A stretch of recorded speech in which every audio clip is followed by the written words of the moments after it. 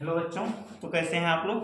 तो आज की जो है इस क्लास में हम लोग दो चर वाले रैखिक समीकरण का अगला सवाल पढ़ेंगे। और अगला सवाल हमारा क्या है तो देख लेते हैं कौन सा सवाल है हम लोगों का।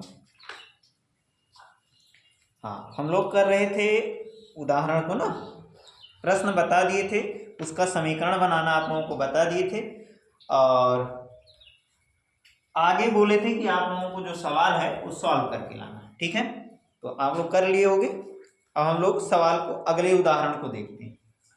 अगला उदाहरण हमारा क्या है, उदाहरण संख्या 6। ठीक है, अच्छा उदाहरण 6 में हमसे क्या कह रहा है कि एक दुकान में 2 पेंसिल और 3 रबड़ों का मूल्य 9 रुपया है और 4 पेंसिल और 6 रबड़ों का मूल्य कितना है, 18 रुपया है। प्रत्येक पेंसिल और प्रत्येक रबड़ का क्या ज्ञात कीजिए, मूल्य ज्ञात कीजिए। ठीक है, ये हमको बताना है। तो सबसे पहले हम लोग लिखेंगे कि माना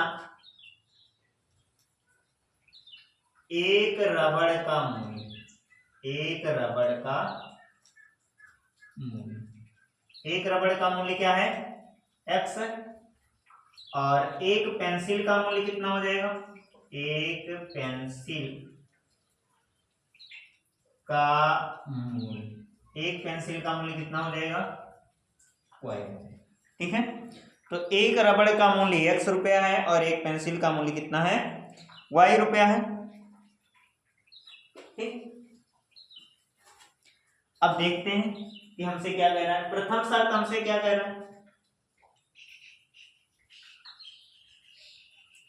प्रथम हमसे शर्त कह रहा है कि एक दुकान में 2 पेंसिल, एक दुकान में 2 पेंसिल और 3 रबड़ों का मूल्य कितना है, 9 रुपया है। एक पेंसिल का मूल्य x, तो 2 पेंसिल का मूल्य कितना हो जाएगा, 2x। ठीक है, और 3 रबड़ों रबड़ों का, एक रबड़ का गलत हो गया क्या, गलत हो गया। कह रहा है कि 2 पेंसिल है, 2 पेंसिल है तो एक पेंसिल का y है, तो 2 पेंसिल का कितना हो जाएगा, 2y हो जाएगा, प्लस एक रबड़ का x है तो 3 रबड़ का कितना हो जाएगा, 3x। और कुल कितना रुपया लग रहा है, 9 रुपया। तो ये हमारा क्या हो जाएगा, समीकरण 1 हो जाएगा। इसी तरह दूसरी शर्त से देखते हैं क्या है। दूसरी शर्त हमसे क्या कह रहा है, दूसरी शर्त कह रहा है कि 4 पेंसिल, कितना पेंसिल, 4, तो एक पेंसिल का y रुपया, तो 4 पेंसिल का 4y रुपया, प्लस फिर उसके बाद में क्या है, और 6 रबड़ों का मूल्य, 6 रबड़ है ना, तो रबड़ों का, एक रबड़ का x, तो 6 रबड़ का 6x, और कुल मिलाकर जो रुपया देना पड़ेगा वो कितना देना पड़ेगा, 18 रुपया। कितना रुपया, 18 रुपया। ये हमारा समीकरण क्या है। इस समीकरण को अभी हम लोग प्रतिस्थापन विधि पढ़ रहे हैं, तो प्रतिस्थापन विधि से सॉल्व करने के लिए पहले चाहे समीकरण 1 से चाहे समीकरण 2 से हमें किसी x को, x के या y के मान को क्या करना पड़ेगा, निकालना पड़ेगा। ठीक है, तो पहले लिखेंगे समीकरण किससे, 1 से। समीकरण 1 से क्या हो जाएगा, 2y बराबर, इधर प्लस इधर जाएगा माइनस, तो 9 माइनस क्या हो जाएगा, 3x। तो y बराबर आएगा कितना, 9 माइनस 3x और बटे में कितना, ठीक है, y का मान। ठीक है, अब y का मान हम लोग क्या करेंगे, समीकरण 1 में रख देंगे। या समीकरण 1 से निकाले हैं, अब देखो 1 से निकाले हैं तो 2 में रखेंगे और 2 से निकालेंगे तो 1। तो लिखेंगे y का मान कहां रखने पर, y का मान समीकरण 1 में रखें, समीकरण 1 में नहीं 2 में रखने। ठीक है, समीकरण 2 हमारा क्या है, 4y प्लस 6x बराबर है किसके, 18 के। पर y की जगह पर हमको क्या रखना है, 9 माइनस 3x बटे में 2, क्या रखना है, 9 माइनस 3x और बटे में कितना, 2, 2 दूनी 4, तो हो जाएगा 2, 9 माइनस 3x और प्लस 6x बराबर है किसके, 18 के। 2 से गुणा करेंगे, 9 दूनी 18, 3 दूनी 6 और प्लस 6x बराबर है किसके, 18 है।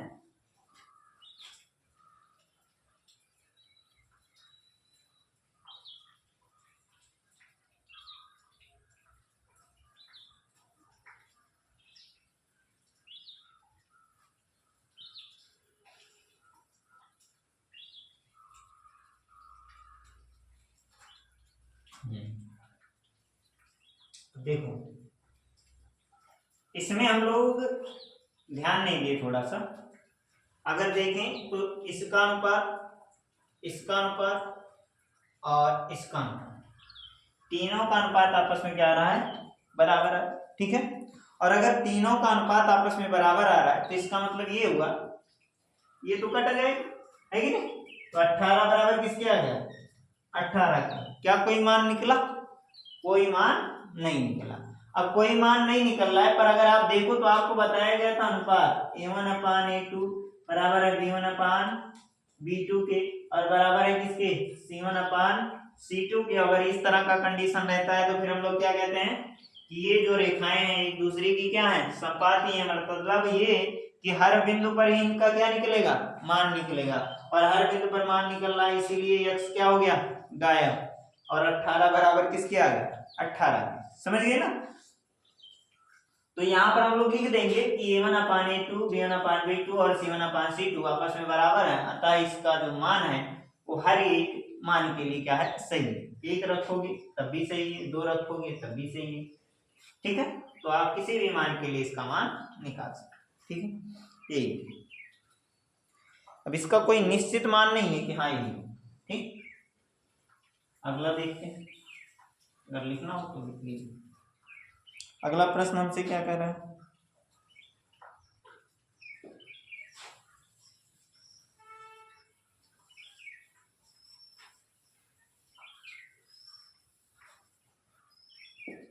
देखो कह रहा है दो पटरियां जो है जिनको समीकरणों द्वारा प्रदर्शित किया गया है। पहली पटरी का जो समीकरण है वो क्या दिया है, उदाहरण संख्या 7। पहली पटरी का समीकरण दिया है क्या, x + 2i और -4 बराबर है किसके, 0 के। ये हमारा समीकरण 1। और दूसरी अगली पटरी का समीकरण है 2x + 4y, 2x और प्लस क्या 4y और माइनस कितना, -12 बराबर है किसके, 0 के। और ये समीकरण हमारा क्या है, 2। ठीक है, हमसे कह रहा है कि द्वारा निरूपित की गई क्या रेलवे पटरियां एक दूसरे को कभी काटेंगी।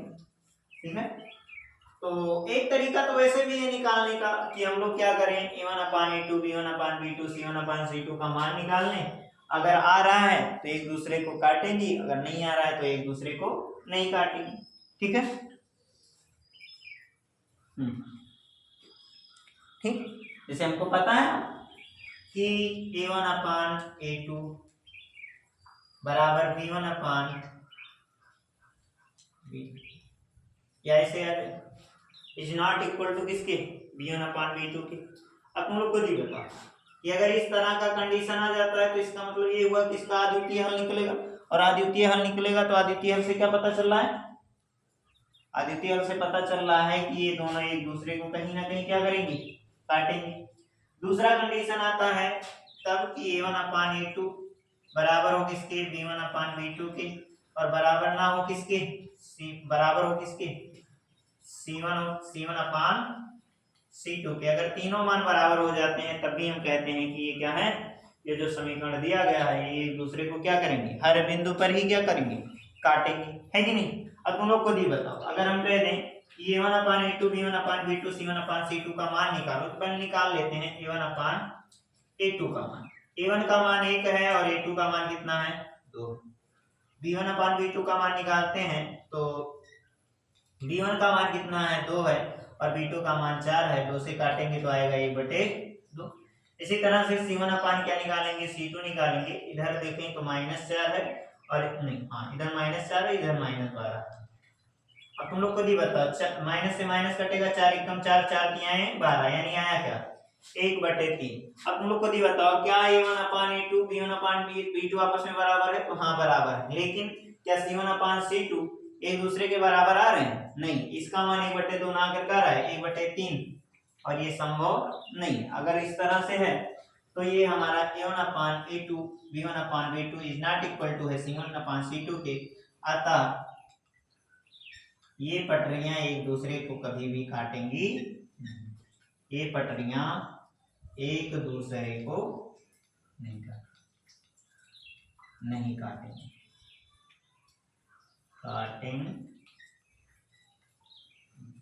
ठीक है। तो आप डायरेक्ट लगा सकते हो, कोई इतना नहीं है कि हाँ इसको सवाल को सॉल्व करो फिर उसके बाद में। हमसे काटने को बोल रहा है ना, तो दो ही कंडीशन है, या तो a1/a2 ना बराबर हो किसके, b1/b2 के, या फिर क्या हो a1/a2 बराबर हो b1/b2 के। तो ये किसके बराबर होना चाहिए, c1/c2 के भी क्या होना चाहिए, बराबर होना चाहिए, ठीक है।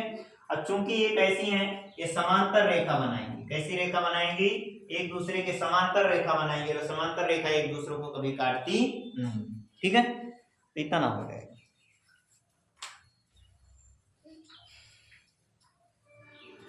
तो जितने भी उदाहरण थे वो क्या हो गए हैं, खत्म हो गए हैं। अब हम लोग आगे के प्रश्नों को कर रहे हैं, प्रश्नावली, ठीक है, देख लेते हैं। प्रश्नावली हमारी 3.2 है।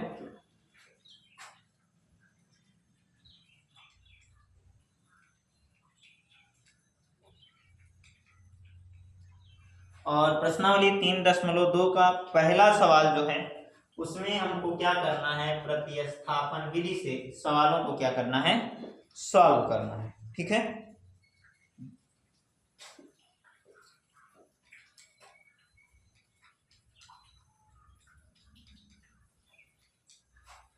x + y = 14 दिया है और x - y का मान कितना दिया है, 4 दिया है। इसको हम लोगों को सॉल्व करना है, वैसे सॉल्व करना आप लोगों को बता चुके हैं, ठीक है। तो आप लोग ट्राई करिए, फिर तब तक हम बताते हैं। ये समीकरण 1 है और ये समीकरण हमारा क्या है, 2 है। किस विधि से सॉल्व करना है, प्रतिस्थापन।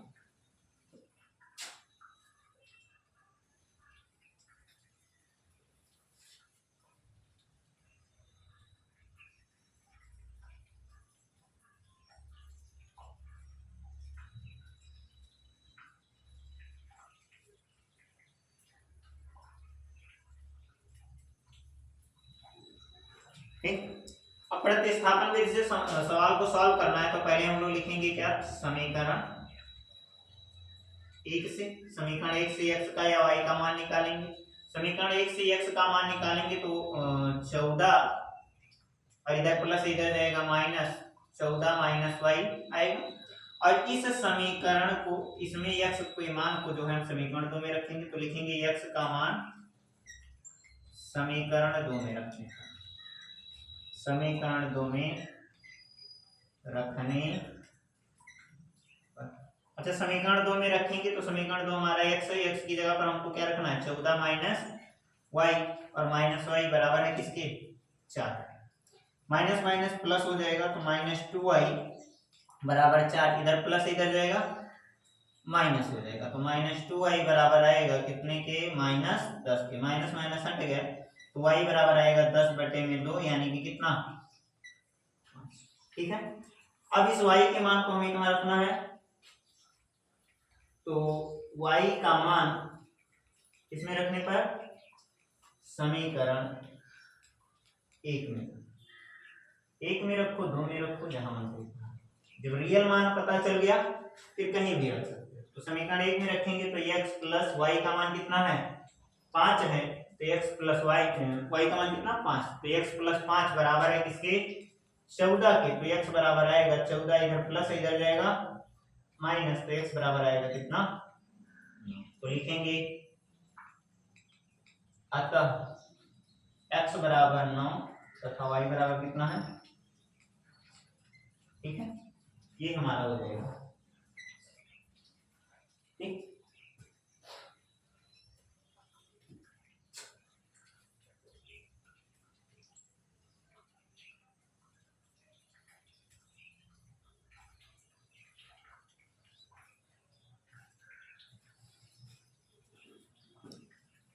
मिटा दे रहे हैं। अब दूसरा सवाल हम लोग देखते हैं।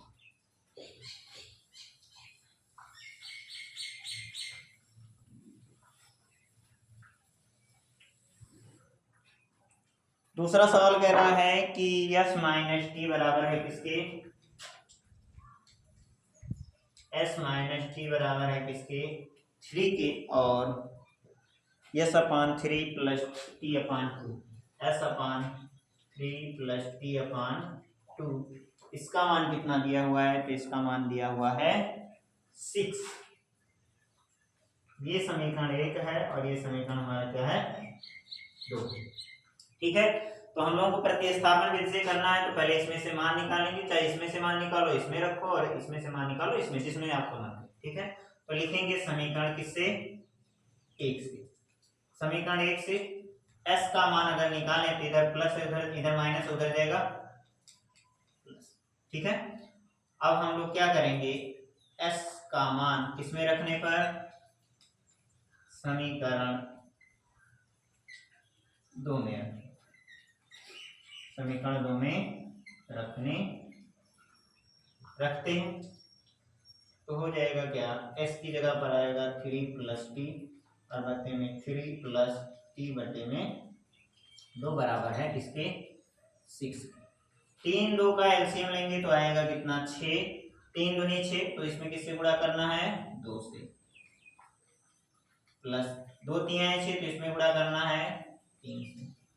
2 से भाग देने पर जितना आएगा उतने से गुणा उसके ऊपर वाले में करना है। 2 का पाना कितनी बार पड़ेगी, 6 आ जाए तो 2 3 आए 6, तो इसी 3 से इसके ऊपर गुणा कर देना। 3 दूनी 6, तो 2 आया, 2 बार गया, तो इस 2 से इसके ऊपर क्या कर देंगे, गुणा कर देंगे।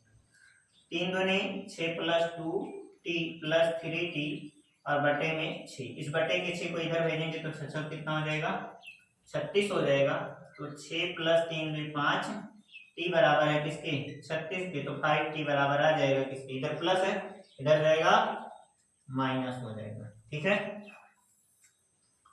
तो 5t बराबर आ जाएगा 36 - 6 यानी कि कितना आएगा 30, तो t का मान आएगा 30 और बटे में 5 यानी कि कितना आ जाएगा 6।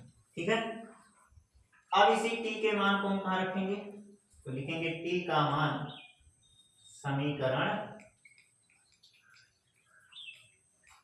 2 में, 1 में ही रखो, उससे दिक्कत नहीं। जब एग्जैक्ट मान पता हो जाए तो कहीं भी रख सकते हो, पर ये पदों में t के या y के या किसी के पदों में आ रहा है तो जिसमें से निकालो उसके अगले वाले में रखना। जैसे पहले समीकरण से निकाला गया है तो किसमें रखेंगे, दूसरे में, और दूसरे से निकालेंगे तो पहले में, पर यहाँ पर आप कहीं भी रख सकते हो। तो समीकरण 2 समीकरण 1 में क्या करने पर, रखने पर रखते हैं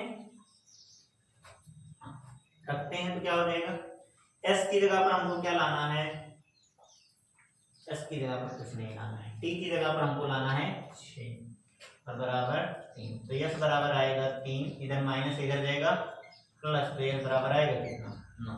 तो अतः s बराबर कितना है 9 है, तथा t बराबर कितना आया है 6। ये हमारा क्या है, ठीक है, 2 4 वाले वेक्टर्स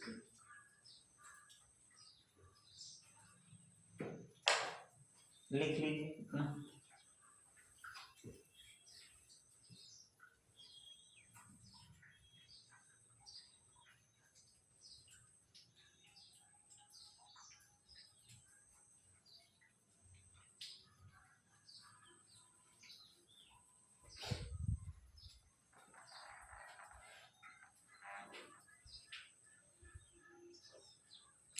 बेटा तीसरा सवाल देखते हैं।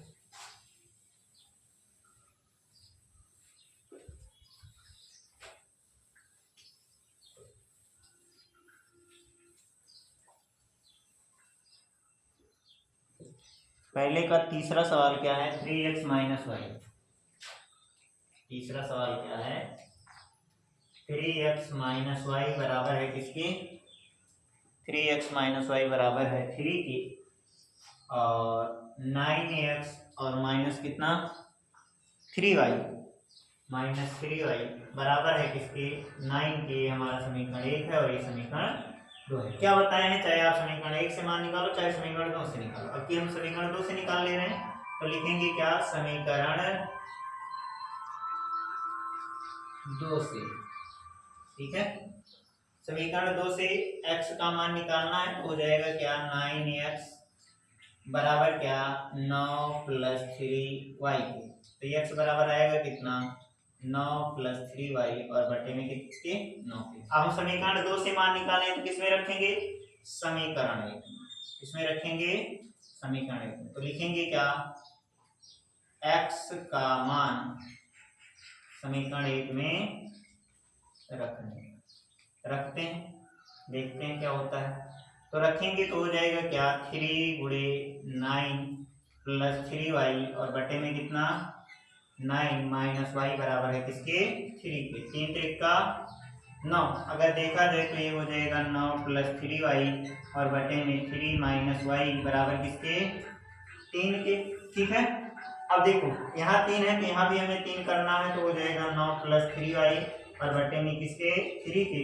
तो नीचे कुछ नहीं है तो क्या है 1 है, तो इसको 3 बनाएंगे तो 3 से गुणा करेंगे तो ऊपर भी क्या करना पड़ेगा 3 से गुणा, बराबर आएगा कितना 3। 9 प्लस 3y और माइनस 3y बराबर किसके आ रहा है 3 के। इतने में किसी को दिक्कत है नहीं ना। तो अगर देखा जाए तो ये कट जाएगा, 3 त्रिक का 9 हो जाएगा, अभी ना काटो नहीं तो तुम लोग कंफ्यूज हो जाओगे। तो हो जाएगा 9 बटे 3 बराबर है 3 के, 3 त्रिक का 9, तो 3 बराबर किसके आ गया 3। और इस तरह का कंडीशन आ रहा है, इसका मतलब इसके क्या होंगे अनेक होंगे, इसके अनेक हल होंगे और इसका कोई फिक्स हल निकालना संभव नहीं। ठीक है, या फिर आप ऐसे भी बता सकते हो कि a1/a2 क्या है बराबर है b1/b2 के और बराबर है किसके c1/c2 के। इसलिए ये जो रेखाएं हैं एक दूसरे के संपाती हैं और एक दूसरे के संपाती हैं, तो इनके हलों की संख्या क्या हो जाएगी अनेक, और अनेक हल हो जाएगा तो कोई निश्चित हल इसका नहीं। ठीक है, तो आज बस इतना ही, और आगे का जो क्लास है वो हम कल करेंगे। ठीक है, धन्यवाद।